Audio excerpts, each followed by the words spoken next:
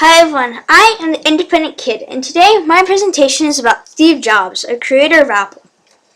So I chose Steve Jobs because I love Apple products. They're really easy to use and they're cool looking. So I wanted to learn more about the main founder. So here's some Apple products spelling Steve Jobs' name. For the S, we have MacBook. For the T, we have mouse clickers. For the E, we have the original iPhone.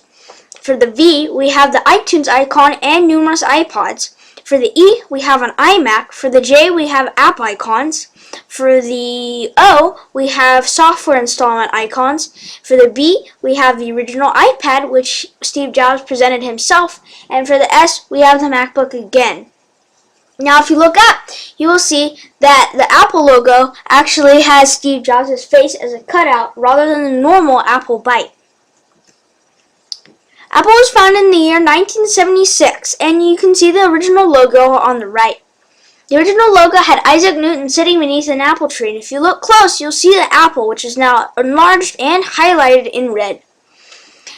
Apple was originally called Apple Computer Inc., but once the iPhone was made, it was changed to Apple Inc., as they weren't just making computers anymore. As you can see on the left, this is the Apple I desktop, and as you can see on the right, you'll see the modern iMac. I just chose these two pictures because I wanted you to see the difference between the original Apple desktop and the newer iMac. There are three founders of Apple: Ronald Wayne, Steve Wozniak, and Steve Jobs. Ronald Wayne left Apple after only 2 weeks and sold his stock for $800.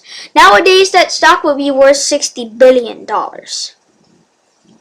Steve Wozniak designed the Apple I. He did the hardware and even the operating system. Steve Wozniak is still part of Apple today. Later on in Apple, there was an argument involving Steve Jobs, which led to his resignation from Apple in the year 1985. Steve Jobs then went on to found Next, and Apple purchased Next in 1996 for $400 million. Once that happened, Steve Jobs was allowed to return to Apple, and the Next operating system would actually become the foundation for Mac OS X. Steve Jobs built the first 50 Apple I computers with Steve Wozniak, and they did this in Steve Jobs' parents' spare bedroom.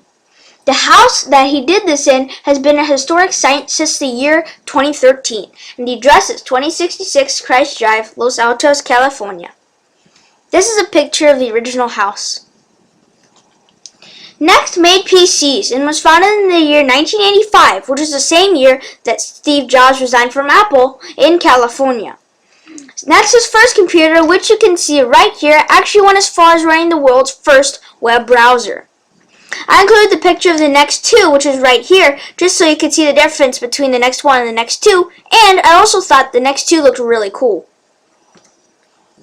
Here's a picture of the Next operating system running the application World Wide Web. World Wide Web was the original name for the world's first web browser. You can see there are no pictures then, and you can see it is mostly text. This is where you type in the address. Also, if you look here, you'll see that they spelled browsers wrong in the World Wide Web application. This is the Next operating system desktop with only a couple windows open. I want to recap that this will evolve into Mac OS X so you can see the whole huge difference between this and this. This is Mac OS X, and you can see there's a huge difference in the user interface and including the smoothness of the icons.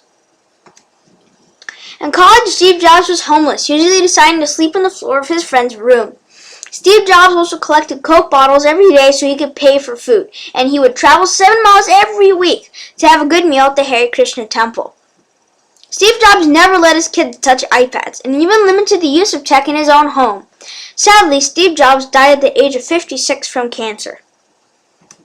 This is my favorite quote by Steve Jobs: "The ones who are crazy enough to think that they can change the world are the ones who do." This was Steve Jobs' signature. Thanks for watching my presentation.